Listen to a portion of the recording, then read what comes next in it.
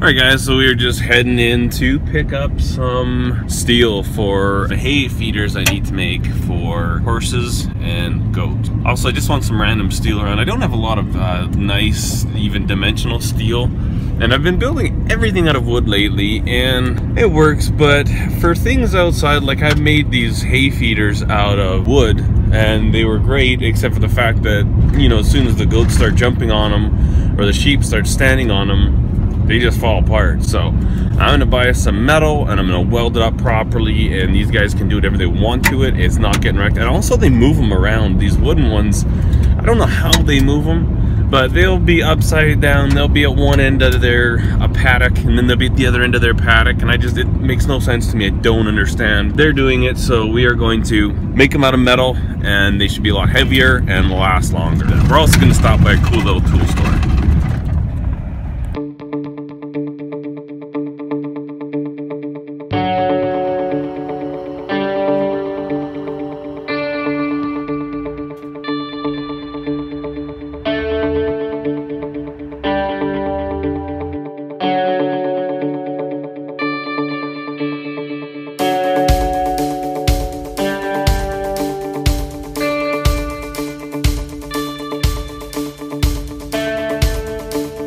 One of my favorite stores. Used tools, new tools, lots of tools. Right, so here's the chop saw we picked up, the Ridgid.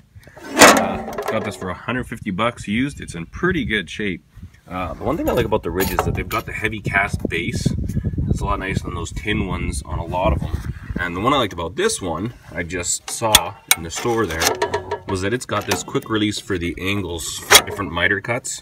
That's pretty handy. Where I'm coming to pick up some metal for the hay feeders for the goats and the sheep and horses, and I'm also gonna see if they have some tool steel. Not the cheapest place to buy your metal, but it works. All right, got our steel loaded on. We're headed home.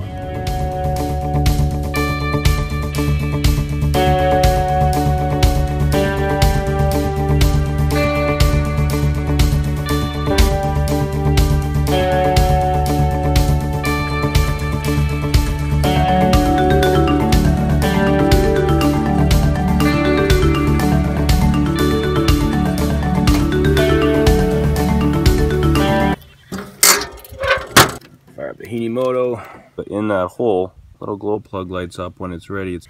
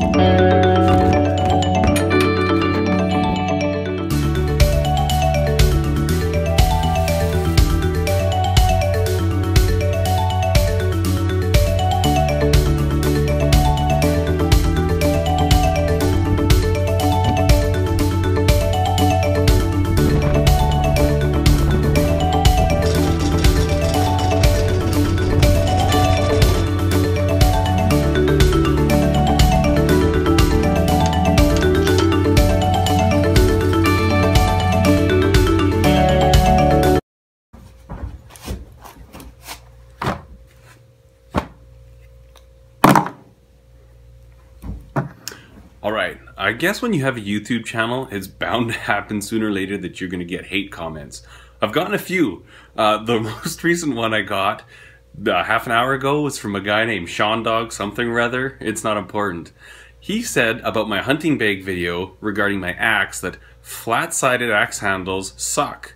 He also said, yours looks brand new, probably never been used. Sean, you're right. It's brand new. I've never used it much. I've used it a bit, but not much. It was a Christmas present from my lovely wife. And he said that the fact that I'm close to people is the reason I do need axes? What on earth? Anyway, Sean, and all you haters out there, Sean in particular, great job on your YouTube channel. Thank you for putting up videos that you share with us. You don't. The world doesn't have any room for haters, so please just leave us alone. Show you what this tool steel I got is.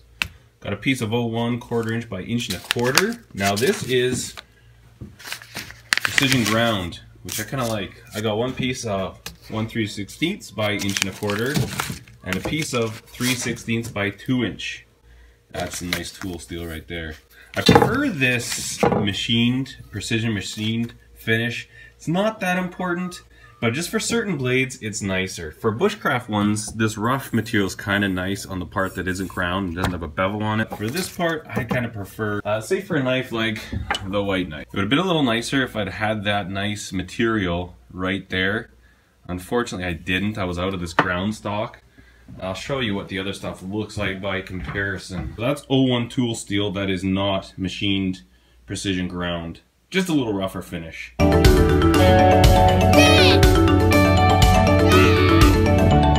You ready to skate, boys? Yeah. Sweet. Hockey season isn't over. We have skating. Thanks, Dad. You're welcome.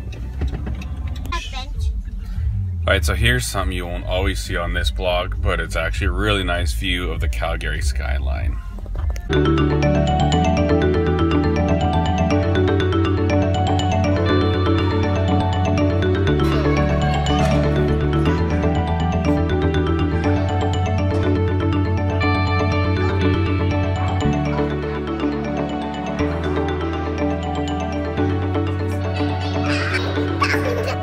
I can dig.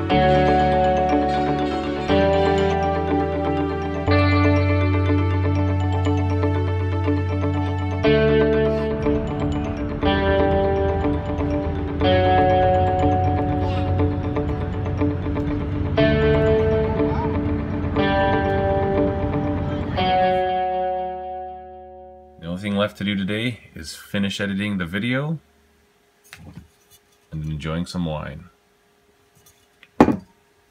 Happy Wine Wednesday, everybody.